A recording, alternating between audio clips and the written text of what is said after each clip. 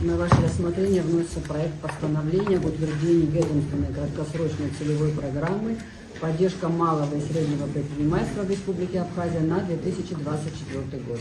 Как вы знаете, в соответствии с законом о республиканском бюджете на 2024 год предусмотрены ассигнования на реализацию соответствующей программы в размере 100 миллионов рублей. В соответствии с установленным порядком нам необходимо утвердить программу, которая содержит в себе требования к реализации программы и, соответственно, освоению указанных бюджетных средств. В принципе, как вы знаете, такие программы, эта программа не впервые принимается в Республике Абхазия. У нас с 2022 года ежегодно реализуется программа поддержки малого и среднего предпринимательства.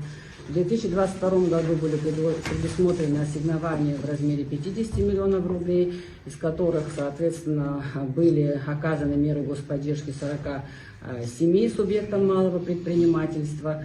В 2023 году, соответственно, тоже объем ассигнований составлял 50 миллионов рублей и была оказана поддержка 60 субъектам малого и среднего бизнеса.